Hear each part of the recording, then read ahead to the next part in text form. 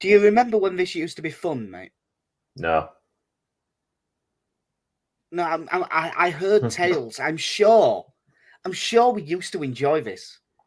We used to have like an enjoyable team to watch, free flowing, scored some lovely goals, occasionally did something stupid at the back.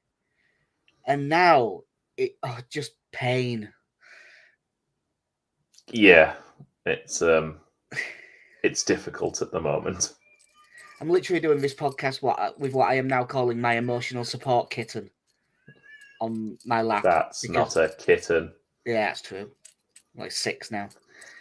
That's a spoon. Yeah. So you've played Kiddie Spoony before. Got like 40 seconds for the first Simpsons reference. That's quick, even for us. Welcome to episode 143 of the Mike White's podcast. I'm Jack, as always, joined by Casey. Yeah. Football aside, how's things, mate?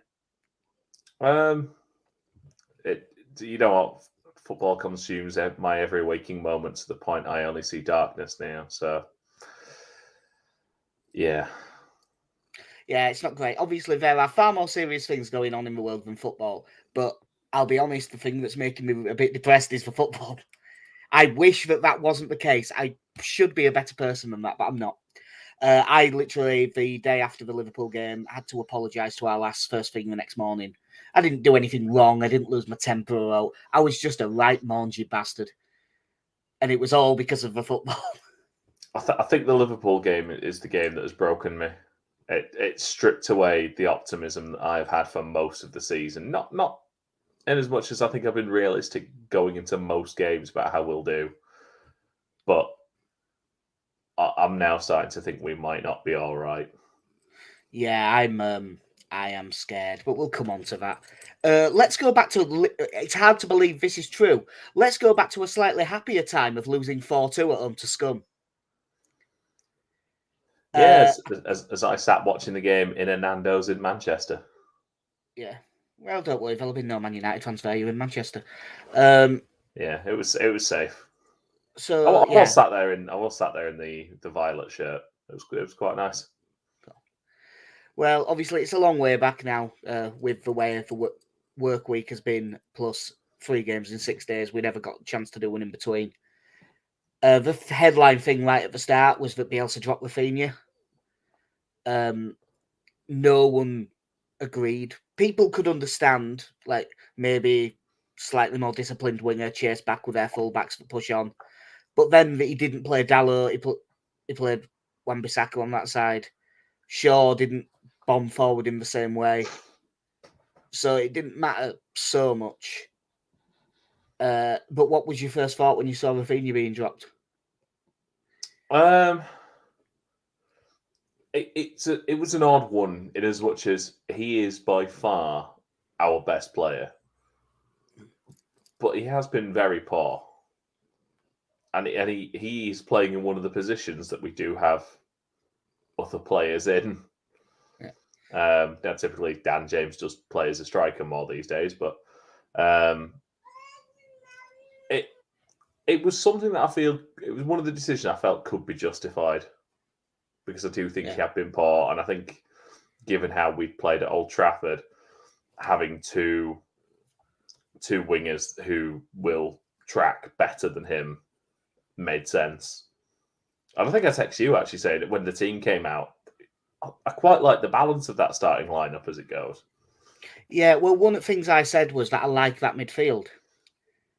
And I still did. We had Koch playing holding mid, and then Forshaw and Click as a centre mid partnership because Rodrigo played up front.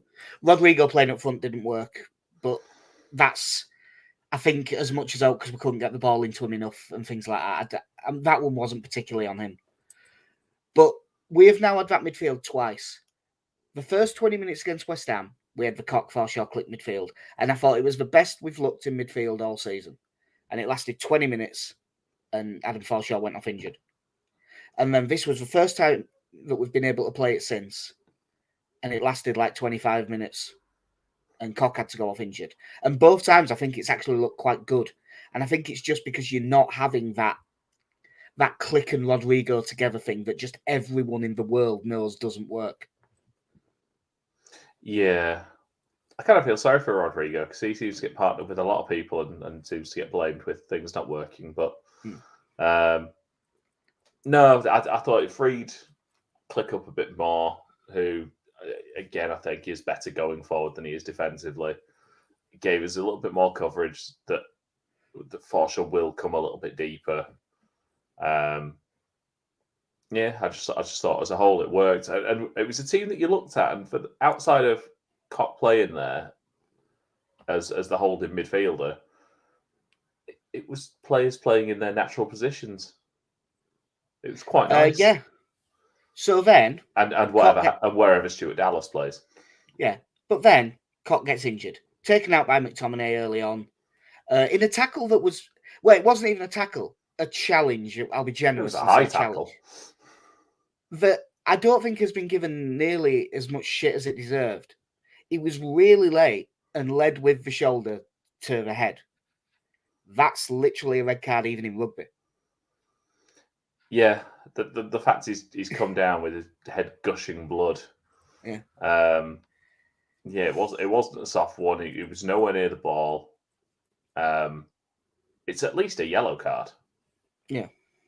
You know, I think the reference I saw to it was, well, if Pascal Strike's challenge on Harvey Elliott, where he wins the ball cleanly, is a red card because of the outcome of the tackle.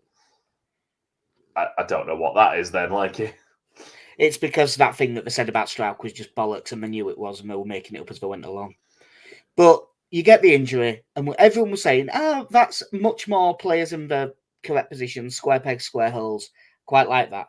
So you saw Cock go down, and everyone went, so Firpo on, Dallas into midfield, Forshaw DM. That makes sense. But it was Firpo on, Dallas to right back, Ayling goes to right centre back, Firpo plays left back, Strauch moves forward into defensive midfield, and Llorente moves over onto left centre back. Which, by the way, don't wrong, Llorente had a bad game straight up, got hooked at half time. He might have been injured because he missed the next one. But, he got hooked, he had a bad game. This does not excuse the bad game. But he was noticeably miles worse once he had to shift over to the left side to accommodate a right back playing centre back and then centre back playing in midfield ahead of him.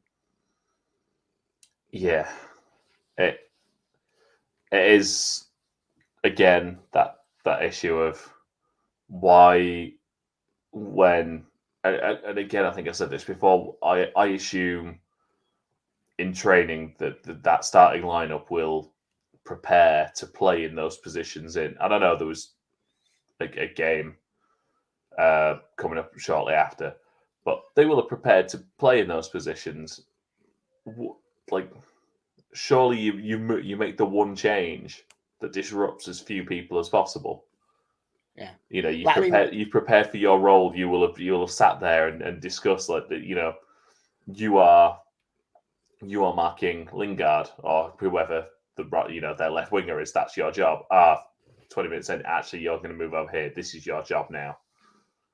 Yeah, this one was particularly annoying because I don't think there was a way to just do a straight shot swap. I think, if I remember rightly, Noan Kenner was on the bench. So, the straight swap would have been him for Cock. And Kenner's not ready. And I don't think ever will be, to be honest. But if he didn't want to do the straight swap, fair enough. But he could have done it just moving a couple. And he chose to move 5 players. And on this occasion, there was just absolutely no need for it. And we were noticeably so much worse until half time. Obviously, the goals are a bit weird because Leeds were all right in this game, but it was just the same mistakes. Like Harry Maguire ahead of McCormick to open the goal scorer. When in the ground, that was when we go, right, someone's fucked up there because he's biggest player on pitch and he's unmarked in middle of goal. And then when I watched it back on telly, Llorente is there. He's so busy facing Maguire and trying to grab him and slow him down that he just doesn't try and head the ball. And if he just runs and heads the ball, he's about a 75-25 favourite. Yeah, I think he tracks Maguire, and it's only at the last second that he actually turns to look where the ball is. Yeah. And Maguire's already stolen a march on him then and just jumps next to him, essentially, and heads in. It was just... That's it. That in the ground, I couldn't be sure what exactly had happened. And when I saw it back, I was absolutely furious because he actually got into a decent position if he just went for the ball and just didn't try. And then you're looking at it going, right, there's a bit of time added on. You're getting towards the end at half. You know what? We've been all right here. If you go in at 1-0 down, that's not a disaster. And then in like the 50th minute of the first half, Lindelof comes running out from centre back. Rodrigo doesn't follow him. Forshaw moves on to him. He runs away from Forshaw like running away from the slow kid in the playground. And Lindelof's not rapid. Physically slow. Yeah. Just so. Yeah, that is what I meant. Physically slow.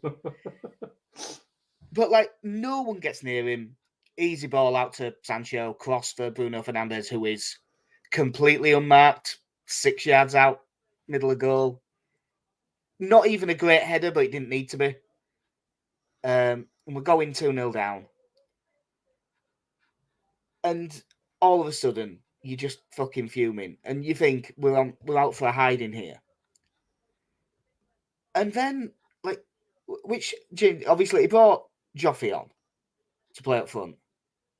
And he brought Rafinha on to go and win. And we had a real go. And we snapped into challenges and flew in and out-battled them and used the conditions to his advantage. And for 15 minutes, we were excellent at the start of that second half. Yeah, it was just, like you say, it's great when in those games when you start to see... I don't ever want us to be in the position where it's like, well, we can't beat them, so let's kick them. But we did both. We physically competed, and we competed in terms of football. Yeah. We pressed them really well. We forced them into making mistakes, and we got on the ball in there. Yeah, I mean, who went off? Llorente went off, so Struijk dropped back into centre back. Ayling centre back in the two-way out keen on, but Llorente was having a stinker, so fair enough. Forshaw then did drop into defensive mid, which is much more like what you want. And Harrison went off for Rafinha, didn't he? And James went onto the left wing. Yeah. And we looked much better. We still had Ayling out of position, but it was a lot more square pegs, square holes again.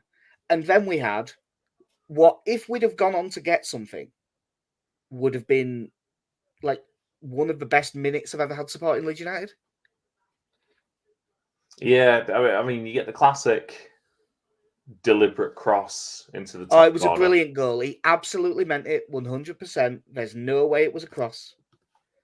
Definitely meant it. Yeah, it was. It was great. You're just watching it. Like I was sat in Nando's just watching the game on my phone with a group of people who don't care, and just like, let's got in. Oh, this game on. Right, here we go. Yeah, because I think Firpo won it back and played it to Rodrigo. Excellent lob from a wide position. Beats the head. And all of a sudden, the atmosphere turned into it was football in the 90s again. I can't say it wasn't like I can't say the 70s because I don't know what that was like. But it was like, you know, watching it when it was really good in the 90s, early 2000s when we were in the Champions League. That noise, I know that there was only 30 seconds between the goals, but for that 30 seconds, the noise was just a wall of sound constantly. And every tackle that they went for, like obviously Dallas makes a really big tackle on the right-hand side to win the ball, gets given away, and Forshaw goes flying in on Bruno Fernandes, makes a really good tackle.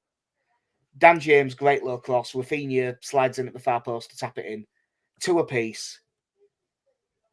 And it's not, I can't say, oh, that's when you need to start being a bit more sensible and not let the game get away from you. But looking back, maybe we should have. I actually think we did the right thing going for it still, because we were on top.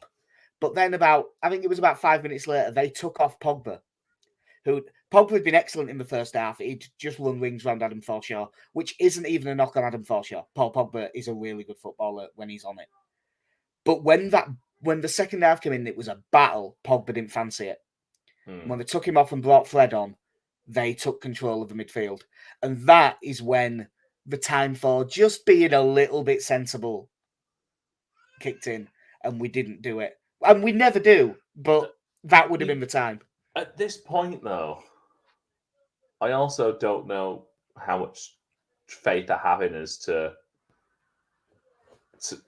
play that way. Yeah, I mean, I should say, we didn't have any subs left, so I don't mean change the personnel. We'd already made them all. Because Koch wasn't a concussion sub. Yeah. Somehow. Yeah, as we'll probably come on to with the Liverpool game, I don't trust us to. I wouldn't trust us at the moment with 5 minutes left if we were winning a game 1-0 to see it out. No, like that's kind of where I am at the moment, or to be sensible. And it's obviously at that stage of the game, it's too early to be trying to keep the ball in the corner or anything like that. Yeah. So I can understand why you do kind of say one, because it's Bielsa and it's just what he's going to do anyway. But we are, and not to say that we are good, but we are better attacking than we are defending. Well, true. I mean, we've conceded the most goals. We've conceded more goals this season already than we did last season, and it's February. Yeah, and I believe we are now most in the league, aren't we? Yeah, we're still trying to catch Derby though, and their ill-fated Premier League season. Yeah, I think that was in the 80s. But yeah, at 2-2, like I think one of these was it. Click had a decent chance for 3-2 down. He had one when it was still 2-0, I think. And Gellar had a decent chance at 2 apiece that was saved well. But they made that change and they just got on top. And the third goal that we conceded is so soft. There's at least 2 mistakes in it, and there's maybe more. I think the ball that Strauch chips out to Firpo behind him in bad conditions when he's already being closed down is such a stupid pass to play. It just plays him into trouble.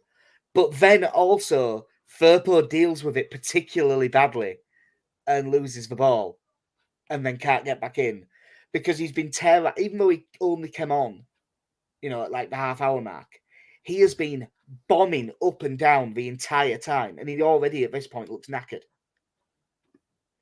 Yeah, so both of those are poor. It did very much see. Watching him at the back end of that half was kind of the argument for, you kind of need some minutes in the 23s before you jump back into this system.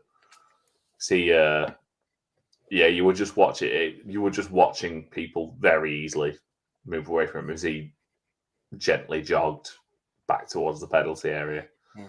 But from that position, they break. Fred gets it in the box, smashes it in at the near post. There was a lot of criticism of Meslier because it was near post, but I think it was a really well struck shot. It's one that you would like your keeper to save, but I don't think you can call it an error. There's been a fair few over the last 4 or 5 weeks that you can, but I don't think that's one of them.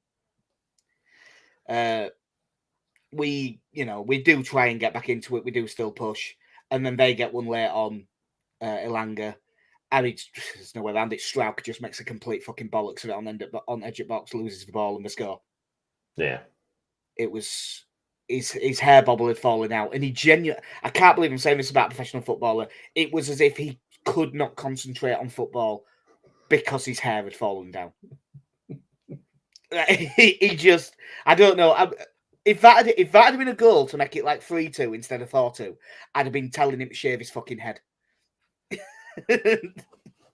I told you to trim those sideburns. Yes. Get off the field. Fuck's sake. Yeah. This. When I tap my belt buckle, not once, not twice, but thrice. Give it a damn chance and he bloody runs.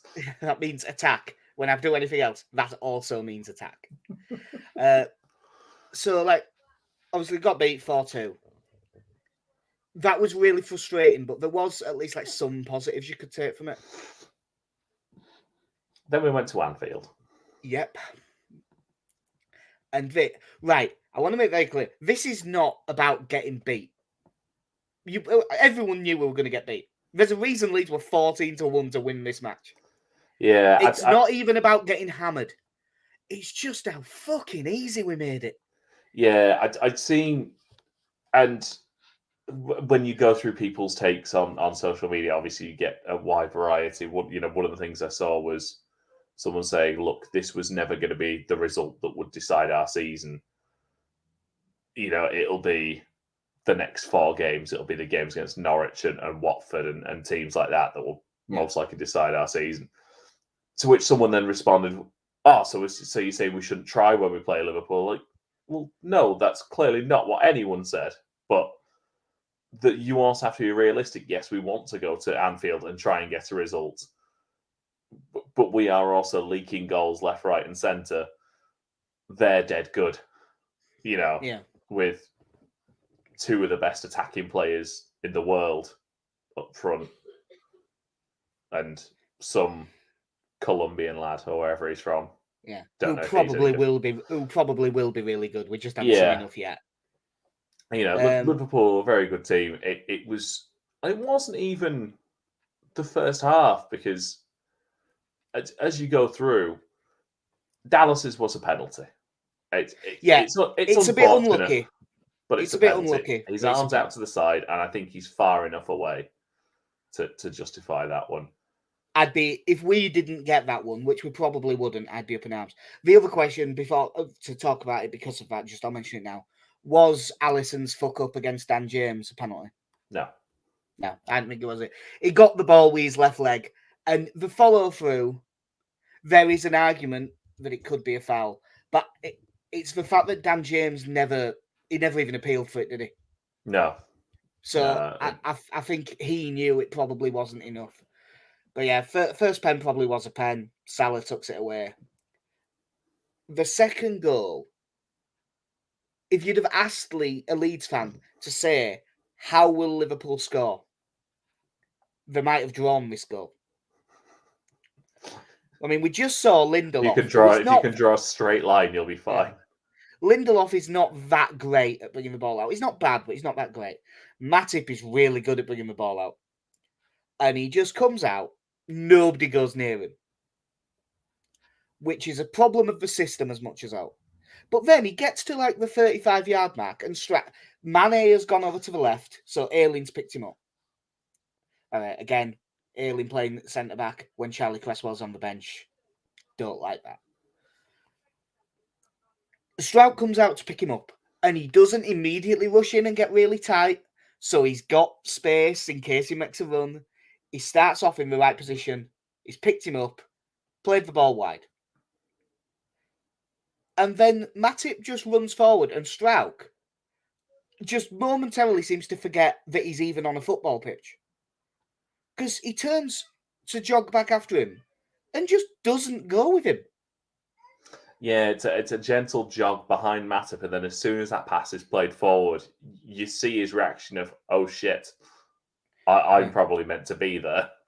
Yeah, I mean, he has picked him up. He is the spare man in that situation. So if the centre-back runs forward, that's on him. Unless we do what we did last season, where Dallas would pick him up and the centre-back would be ready to take whoever Dallas had left. Which we weren't doing in this game. Strout picks him up and then just doesn't mark him. It was bordering on embarrassing the way he did that. It's a good finish from Matip for a centre-back, really calm finish. I think I saw Liverpool fans saying he'd been threatening to do that all season. And Leeds are just the team to play against to do it. Yeah, I mean, this part of me was like, God, if you've got, like a midfielder that's really good at running with the ball, just play him right centre-back against Leeds. they'll score. They might get a hat-trick. Yeah.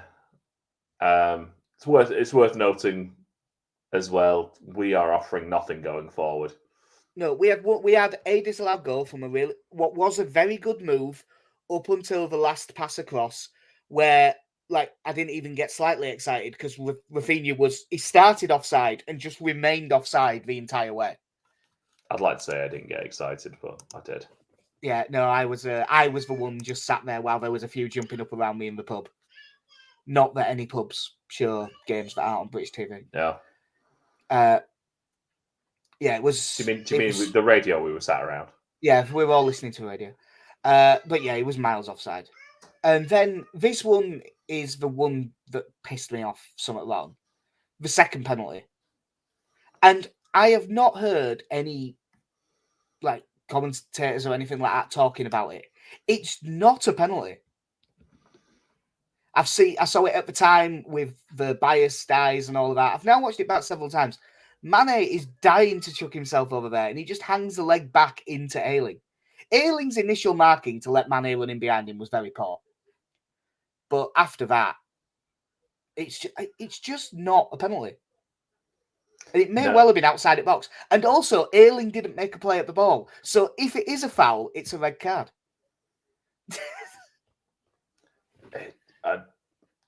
It was so frustrating, especially knowing now what happens in the last 10 minutes. Yeah. Kind of just makes it even more annoying. But yeah, like you say, he dangles his leg back, and I mean, they're both moving forward. It just really annoyed me. It's the worst of football, where I'm just thinking there is no need to. You are too good to be doing that. You are better than our team. Yeah, you feel like in a game like this, you shouldn't have to concede a penalty like that. They're going to batter us anyway. Yeah. So Melier guesses the right way this time, but Salah top corner. Yeah, it's just a good penalty. I just look at the team that we put out in this game. Against Man United, he drops Rafinha, which you would argue is for defensive reasons. At least that's what everyone's assuming, right? But in this game, against a better team and away from home, Click and Rodrigo centre mids. You know, going against team track the runner. Yeah, it just baffled me as a decision, and again, Ayling playing centre back. I'm guessing, because he because he knackered his shoulder. Suddenly, he definitely doesn't trust Charlie Cresswell anymore. I think that team's so much better balanced if Ayling plays right back, Cresswell plays centre back, and one of Rodrigo or Click is replaced in the midfield by Dallas. Yeah. And that's not a hindsight thing. Me and everyone else said it before the game. Yeah, and I think as you're watching there for the first corner that goes in, you're watching Alien Strike marking Massive and Van Dijk. And they've both got 3-4 inches on them very comfortably. Yeah. Look at it, neither one of them is, physically the biggest. At least with Charlie Cresswell, he's a bit of a unit compared to those two. Yeah, you'd still make him second favourite against either Matip or Van Dijk, but if one of them was going to stand up to it in the air, Cresswell's probably your best bet. Yeah. And obviously, shock horror, it didn't work, and both of them got hooked at half-time. Roberts came on. He didn't do out wrong. He didn't do a great deal right either, but he didn't do out wrong. I just laughed because you've gone from this double sub where Rafinha has been dropped and he comes back on, and Joffrey comes on and does very well at helping change the game and pressing from the front. And I fully understood why you'd start with Dan James against Liverpool. I genuinely thought in this game we'd have a lot less of the ball than we did against Man United. So having someone with his pace as at least the options getting behind made sense to me. As much as I like Joffrey, he doesn't his have pressing's that good, and that pressing on Alisson on another day could have led to a goal. Yeah, it made sense. It didn't necessarily work, but I could have gone with that decision. To then look at that game and think Tyler Roberts is the one to change this, and again I felt bad for Tyler Roberts because he can't say no. But at this point, Tyler Roberts must know. It must be sat there thinking they're going to hate this. Yeah. But again, I don't think he did it wrong. Shackleton came on. We were saying at half time, I'd quite like to see Shackleton come on in midfield. I know he's not the strongest, but he's got plenty of energy, and we could really do with some energy in midfield here. So he brings him on. Dallas goes into midfield. Shackleton plays right back. Shackleton didn't really. He was in the same camp as Roberts. Didn't really do out wrong, but didn't do out particularly right either. Yeah. It was just nothing, and the game was drifting into nothingness, and then 10 minutes left. Melier, this one you can put on him, is a fucking stinker of a kick. Yeah, he sort of Just tops straight- it almost, doesn't he? Straight down the middle. Straight to Jordan Henderson. Salah gives it back to Henderson in the box. Square for Mane. Unmarked. Decent finish. The fifth goal's a bit unlucky, to be fair. It's a good through ball for Origi. Melier comes out and makes a really good save, and it hits Strauch in the shin and falls on a plate for Mane. That one is a bit unlucky. No real blame there. The sixth one is absolutely fucking pathetic. Like, pathetic. It would be so generous if I said Strauch gets blocked off. Because that guy that blocks him doesn't even move. Strauch just... I don't know what, like, as you look at it, and teams must have clearly realised that if you just stand your players that are going to attack the ball shoulder to shoulder with each other and maybe move slightly, Leeds, it's going to throw us off. And it's got to the point where, again, I don't want to keep repeating these arguments, but at least if you're going to have them go man to man, make them just have them stand a yard off them, so they can at least watch the initial movement and have time to react. Because Strike somehow ends up behind both Van Dijk and I think it's Matip still. Yeah, I think it's Matip. But I think it's Matip that he, and I'm not going to say gets blocked by, runs into. Traps himself behind. Yeah. And yeah, Matip doesn't move. And Van Dijk just charges in. But by the time he reaches the ball, I think Strike is 4 yards away from him. Yeah, and he's only gone 6. Yeah.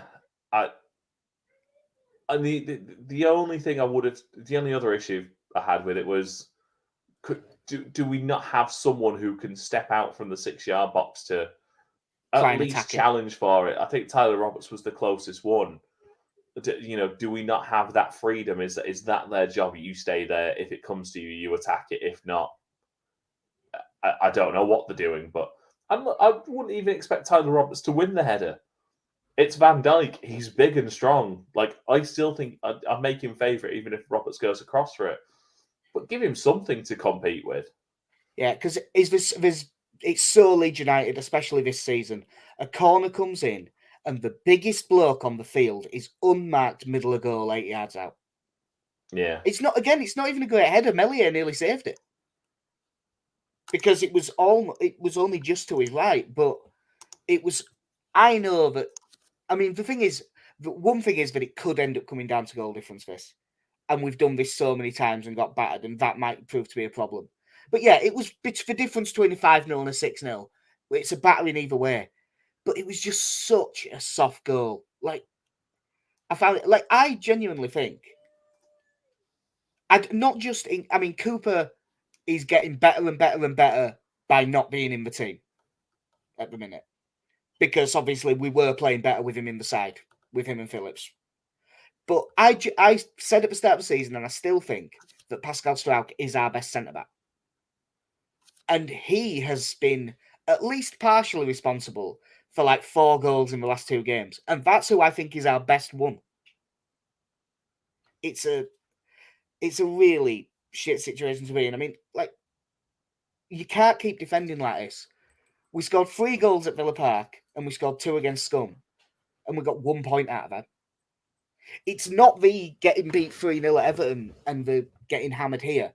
If you score 3 goals, you should win a game, and we didn't. If you score 2 goals, you shouldn't lose a game, and we did.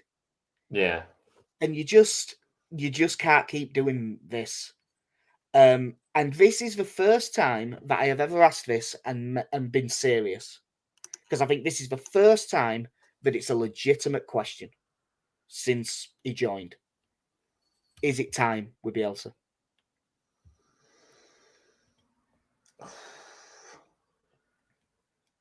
I think at the end of the season it might be. Yeah. I don't think right now is, because I don't know. I know who the club would probably be looking at, and we discussed last week. Jesse Marsh, isn't it? That is. It sounds like there's a bit of truth to that. Would be an ideal candidate to follow on. If Corberan keeps doing so well at Huddersfield, he very much becomes an option as well, I think. Well, and you know, it would have been quite nice if we could have gone for Mark Hughes, but he's taken the Bradford job. That was very unexpected. Yeah, didn't see that one coming yesterday. But it's got to the point where you see some of the questions Bielsa gets asked now, and I don't know what defense he can provide for certain aspects, for certain decisions.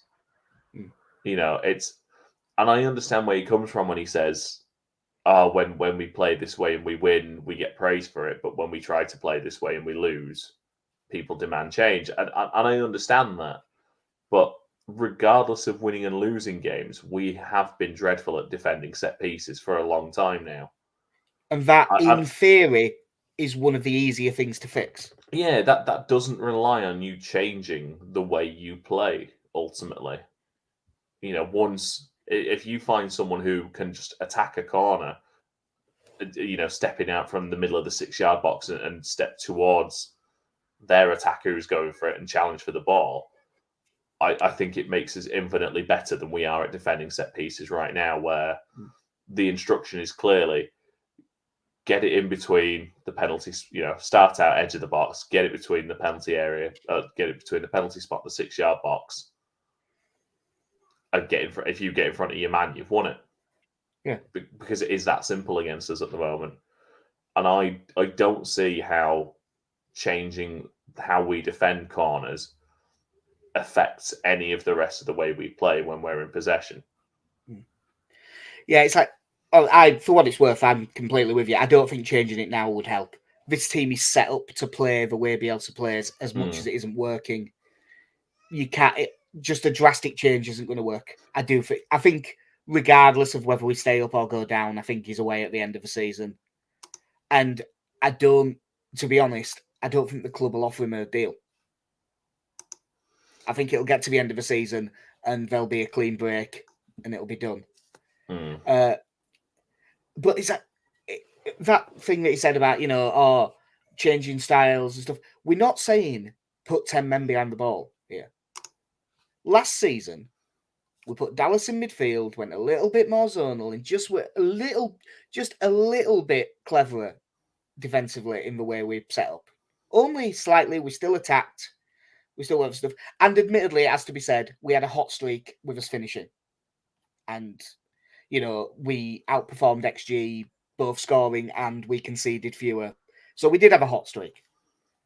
But we were just a bit more sensible, and that worked. And he stuck with it for the last 12 games, and we lost like one of them. And we played Man United and Chelsea and Liverpool in that time. Why we aren't able to try that again this season? Especially when, like, why, if Dallas is there as an option as a centre mid, where and I'm not mad keen on him as a centre mid, but last season he played so well in centre mid that he ended up winning Player of the Year. Yeah, that's how good he was. And for us to not even be willing to look at that as an option now, because we want to play him full back so we can play as right back at centre back, like that just objectively makes no sense. It's just, and I know he's principled and he live by the sword, die by the sword, all that stuff. And I still, even if this goes completely wrong and we get relegated, I will still look back on Bielsa as Leeds manager as a really good thing that I loved. But some of the decisions lately have been fucking baffling. Yeah, I text you after the game when I got home, I kind of went on to Transfermarkt, and one of the things I think I text you, and I know this doesn't paint the whole picture of what has happened, but pre-Brentford, we had Phillips and Cooper in the team most weeks. Phillips misses 2 games before then, but both get injured in that game. Before that game, I've not included that game in the results either way. Before that game, we conceded, I think it was 20 goals. Yeah, you did message me. I'll see if I can find it. I'm trying to remember. I think we were conceding far fewer with those two in the team. Yeah. It's night and day. And part of the thing that will skew that will be the fact that as those two got injured and we then went and played Chelsea, Arsenal, Man City, the first 3 games straight after that. With Cooper in the team, we've conceded 20 and 15. In 10 without him, we've conceded 34. That was it, yeah. Yeah. Now... And then the realisation that, like I said, that Phillips was in for all but 2 of the games that Cooper played in as well. Yeah. And I understand that's a big part of the spine you've lost there. Which it does beg the question, are we lacking leadership in that team at the moment? Are we... I'll tell you what, the way they play, you would think that. It very much feels... They really need to have a similar moment that they had after the Nottingham Forest game, the year we went up. Yeah. Of just, look, you can play this style of football. You've done it before. Some of you have been doing it for... This is your 4th year doing it now. Just do it better. Which, I must admit, I do think that's part of the problem. That they've been doing this for so long. And I do wonder if the players have lost faith with it. Like, I can't help but wonder that. The other thing is, and this is partly Bielsa, but it's also very much Orta and Angus Kinnear and Madrazzani. Everyone knows if you stand still in the Premier League, you go backwards, and we've stood still for 3 transfer windows in a row. Yeah, I still, I'm very on the fence about it at this point, because if there's no money, that's fine. I think your dad was saying the same thing. Yeah, when we were in the pub, my dad was saying that if I've no money, don't spend any, which is fine, but don't come out and say there is money. Don't come out and say, well, we're not going to spend the money because we want to play these kids, and then not play the kids. Yeah. I'll tell you, something that just dropped into my head, actually. Can you remember, right at the end of the transfer window, they so cynically put out that Twitter picture of Cooper and Phillips back on the grass? Yeah, looking. So everyone was like, looks like they'll be back quicker then. Yeah. Also, maybe that's why we didn't sign a midfielder, because Phillips is going to be back soon. And then Bielsa's given a press conference today. They're not going to be first week of start of March as expected, and Phillips isn't even on the grass yet. Bamford. Bamford not even on the grass yet, but Phillips and Cooper, they still have no date. Yeah. That's again, I keep thinking of just one, like John Swift, who would not have cost a load. He's out of contract at the end of the season. He's having a really good season. And yeah, that probably isn't the most long-term signing in the world in terms of planning. But it's someone it's a midfielder. It's a midfielder who comes in with some confidence because he's got goals and assists behind him already this season. He's had a couple of good years of it. He's been playing week in, week out, so fitness will not be a concern. Or, all right, I understand Bielsa probably has a certain level, but with those available to him, I think that might be waived at this point. Yeah. As much as I love them, there is such a lack of pace in midfield when you have Click and Forshaw in there together.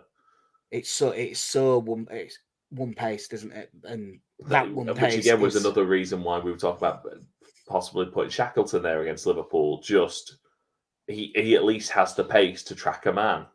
Yeah. Faster than Click does anyway. It's a situation now that between Orta, Kinnear, and Bielsa, where there's this little dance to each kind of trying to appease each other and the fans. But ultimately, it's the fans you need to keep on side. Because again, I think one thing I will say, there's a lot of people who will call the owners poor or whatever, and so call them shysters for not having, pretending to have more money than they do. Like, look, if owners can put in however much money they want into a football club within the limits of financial fair play as well. But if you've only got a certain amount of money, you don't have to put every penny of it into the football club, and I'm completely fine with that. Like I have no expectation of Andrea Radrizzani, who has spent 130 million since we got promoted on players without selling anyone, so we've not recouped any of that in transfers. It's a lot of money. Yeah, the argument is really, it's not that we haven't spent, it's that we've spent a lot of it poorly. But I guess yes and no, because ultimately, should you be spending that much money was Rodrigo 29 or 30 when we signed him? I think he was still 29 at that point. But to then not use them in their best position it's about as Marcelo Bielsa as it gets as a transfer decision goes. But on the other hand, you look at the types of players that newly promoted clubs typically bring in, and there's not many of them bring in internationals who've played for Spain and Germany, like we did, and Rafinha kind of almost fell into our lap at the last minute.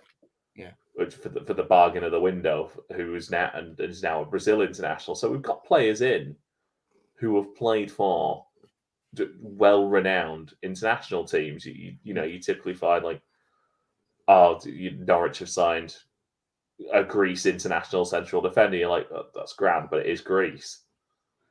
Yeah. So it's tough. It does smack a little bit when you look at what we paid for Koch and Llorente and Rafinha, and then Dan James is 25 million. Yeah. Well, that's the English tax, isn't it? Yeah. I know that he's Welsh, but it's the same thing for British rules. So yeah, right now, where's your confidence level in terms of us staying up? I still think we'll stay up, but it's definitely wavering. Right now, like the bookies right now, we are 4 favourites to go down. Norwich, Watford, Burnley are shorter than us. Then us, although it is fair to say us, Brentford, Newcastle and Everton are all quite close in betting.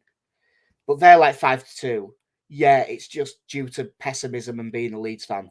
But in my head, we are so much closer to Burnley than that in price. Like they've got Burnley at 65 and us at 5-2. I'd be like 11-8 and 13-8. I'd be really close. I've lost my confidence now. Yeah, I'm looking at Burnley's results since we beat them in the league. 0-0 with Arsenal, point at Watford, which that's a poor result for them. Draw with Man United, 1-0 defeat to Liverpool, which is still a solid result. 3-0 win over Brighton, 1-0 win over Spurs. It's not a bad run of results, isn't that, for them? No, it's a really good run of results. That. And then the next two they've got are Palace and Leicester, who are both out of form. Is probably the best way to put it. Obviously, Palace had an easy win last against Watford, but Watford are rubbish. And they also had one of them weird ones where they had like 5 shots on target and scored 4 goals or something. It was... Yeah, I mean, just looking at Palace, fair, unlucky late defeat to Chelsea. I thought they actually equipped themselves quite well in that. 0-0 with Brentford, 1-1 with Norwich, 1-1 with Brighton. Yeah, they've not been doing great recently. You know, they've won. They beat Norwich 3-0 in December. But that's been it. I think for them in terms of wins, it's it's dried up a bit from the start of the season they had. So it's now going from us having that cushion to we need to start winning these games. Yeah, and I mean, it's not. I was going to say it's not getting much easier. I mean, actually, compared to Liverpool away, this is much easier, but it still won't be easy. Tomorrow, Saturday, 12:30, early kickoff. I never like the early kickoff, but one of the things is you never back the early kickoff because maybe the favourite fucks up. Well, hopefully the favourite fucks up. Spurs at home. Yeah. I am weirdly, because we have looked so poor in build-up, I'm kind of looking forward to how we line up in this because Spurs play 3-4-3, so we'll be in a 4-4-2. It's which normally I wouldn't like, but this week I'm kind of like, all right, well, it's a change. Maybe it'll help. And ultimately, I know looking at teams' kind of form for any given game isn't, it can help guide your decision when betting, but ultimately, whatever happens, happens. But Jesus Christ, Spurs have lost 4 out of the last 5, but they did beat Man City and looked really good doing it. Yeah, and were outstanding. Harry Kane had one of them individual performances where you feel like, oh, he is one of the best players in the world. Yeah, and then lost to Burnley, and Antonio Conte is having a crisis of confidence. Yeah, like it is one of them weird ones. Like if by some miracle we ended up winning this, you could see Conte resigning because he's just so hard on his sleeve. From what I've read, he is going to stick it out till the end of the season, but if things don't improve, he will walk away. Yeah. But it's very odd hearing a football manager speak so frankly about their own position like that. So looking at their team, it'll probably be Lloris in goal. 3 centre backs will be probably Romero, Eric Dyer, Ben Davies, Emerson Royale right wing back, Reguilon left wing back. But I think Ryan Sessegnon's played the last 2, so Sessegnon could be left wing back. That Rodrigo Bentancur that they signed, him and Kulusevski both from Juve, but Bentancur and Højbjerg probably in the middle. And then the last 2 games, it's been Son and Kulusevski behind Kane. Yeah. Obviously, there's a few that could change. Davinson Sanchez could play in that back 3. Bergwijn could play on the wing. Lucas Moura could replace Kulusevski. They've got a couple of options, but 3-4-3 straight through, and Kane up top being the main problem. Yeah, it's a good side. It's a good side. Like it should be better than. I mean, the 8th now. I was going to say they should be higher, but I did actually predict them to finish 8th pre-season. But that's because of Nuno, and now they've got Conte, who's actually a good manager. So if Leeds play in a 4-4-2, how do we end up lining up? The only bit of team news to change is Koch and Llorente are both available. Trying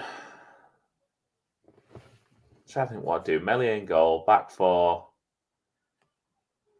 Ayling, Koch, Strike, Firpo. It's trying to figure out who's going to be up front, really. Yeah, because this is one of the things I was thinking earlier.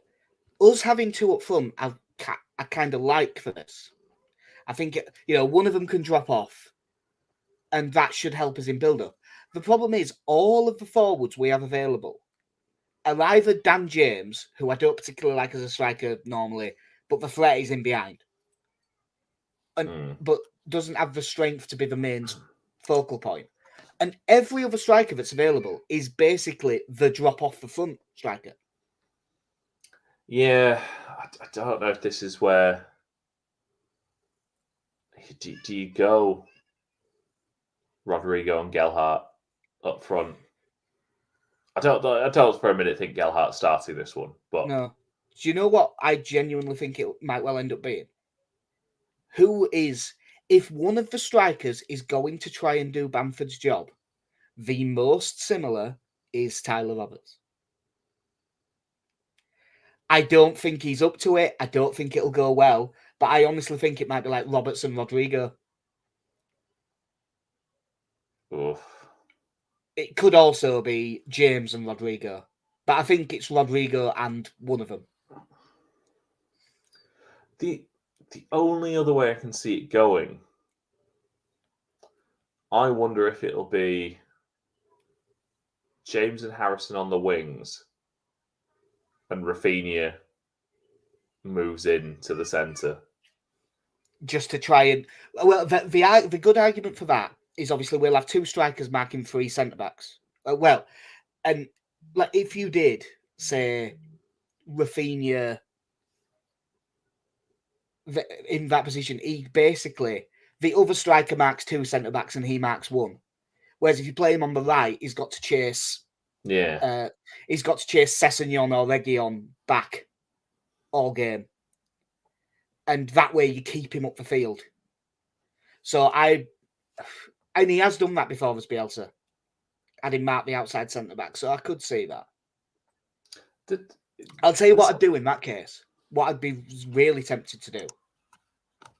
I'd be very tempted if you go in because I've also noted down Ayling, Cox, Strouk, Firpo as a back four.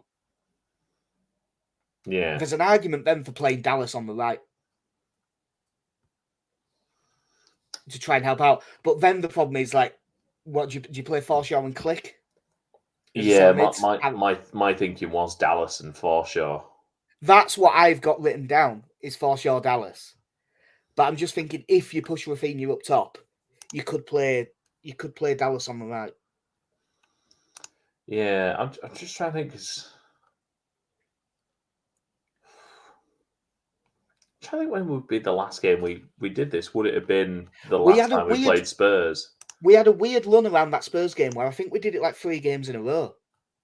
We played like 3 teams that all played that all basically played 3-4-3. Because did we play Chelsea around then? We played Chelsea a couple of weeks after. What was it? Leicester before, Brighton afterwards. Yeah, and Leicester were playing it as well.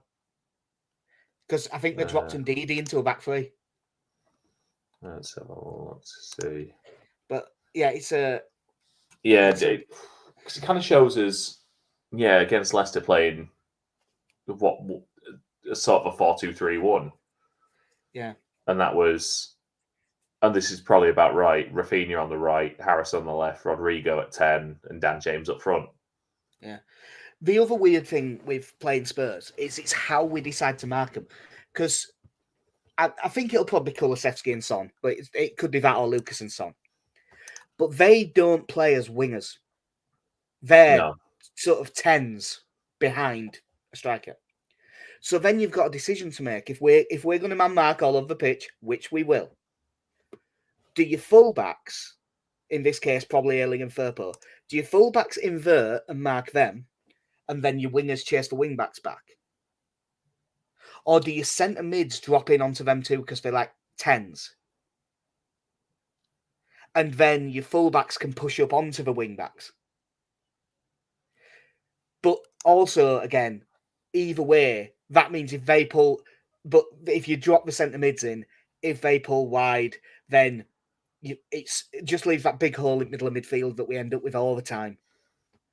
But I think the most dangerous thing that they can do is if they have Kulusevski and Son, if Kulusevski goes wide on the right, but Son stays really central, and they just rely on that wing back to push up and give them width on the left.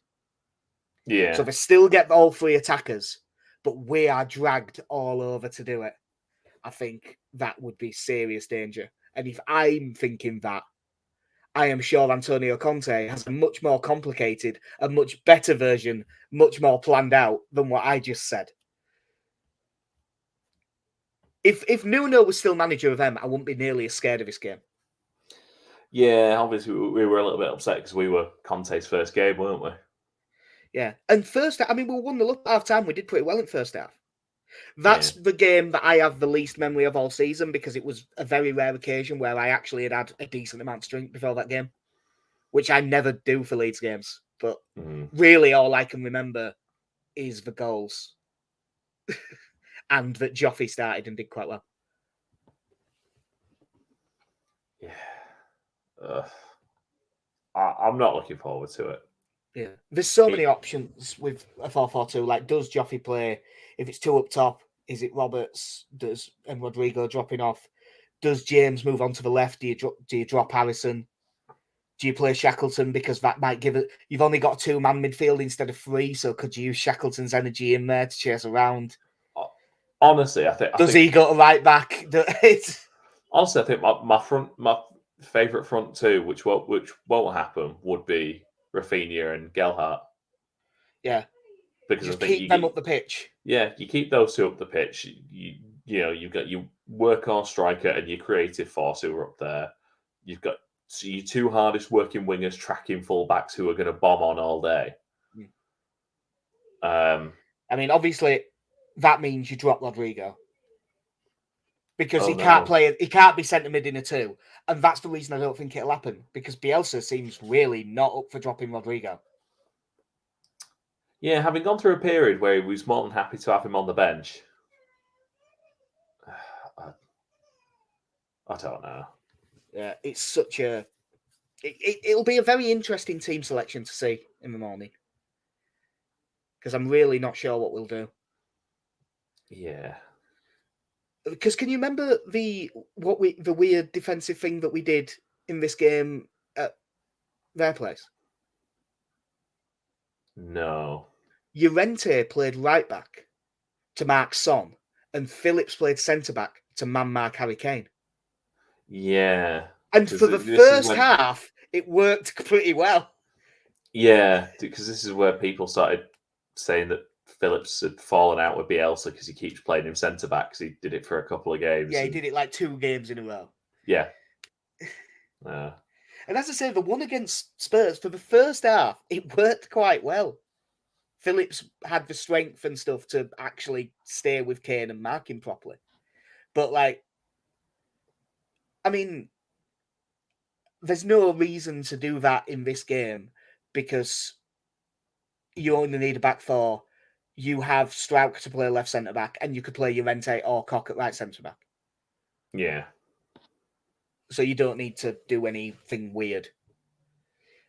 But yeah, I'm very interested to. I'm very interested to see all be centre mid, and if we end up like James and Roberts up front, and then Click and Rodrigo in middle of midfield, I am going to like. Then, if he picks that 4, if someone goes on Twitter and says I think he's done, I'll find it hard to argue against it. The one thing I would be very surprised against is if Forshaw doesn't start. I can see Click and Rodrigo both being in the team, but I think it'd be with Rodrigo as a striker or the 10. I must admit, mate, I didn't have it down. In the lineup I've got written down, I don't have it as an idea, but since you've said it, Rafinha as one of the 2 strikers, I do think is a good idea.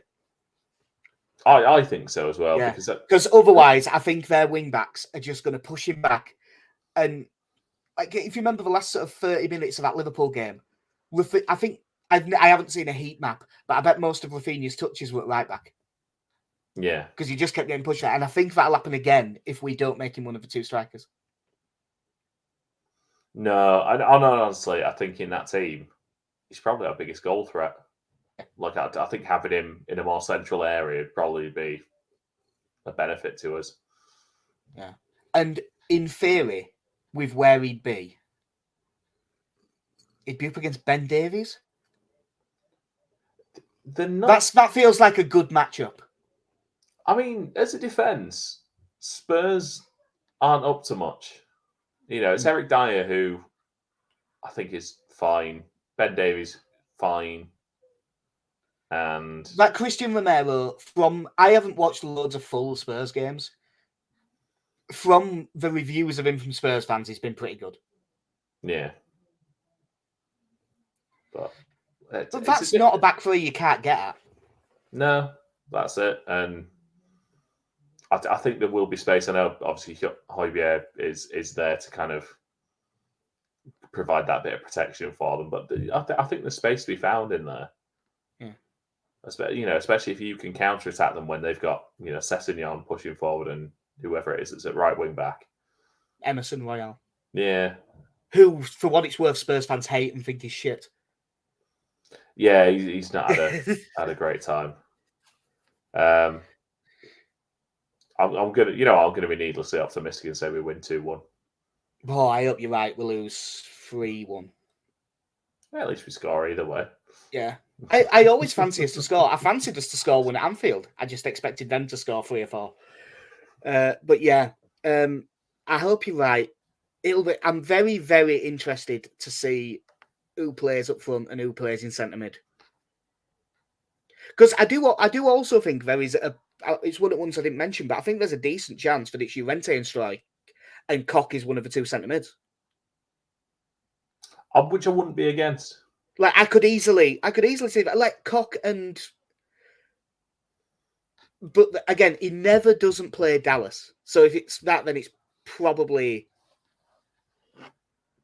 either Koch and Forshaw or Koch and Dallas, and then maybe he drops Firpo and Dallas plays left back. But Yeah.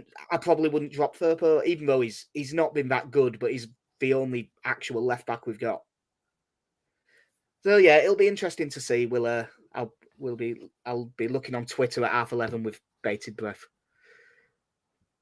I'll be driving back from Goole straight to the pub. Oh yeah, you've got a game in the morning, haven't you? Yeah. Well, this has been one of the longer ones we've done for a while, but there was a lot to talk about, and I must admit I feel better for talking about the game for this long. Has it helped? Has it helped you a little bit? Has it been therapeutic? Yeah, I don't feel any more confident, but I do feel better. And I think our lass will be happy because I've got my moaning about it out system now. So yeah, that will do us for episode 143 at Mighty White's podcast. If there isn't any other new stuff, so there's no we need to cover. So I've been Jack. See ya. I mean, Casey, have a good one. In a bit.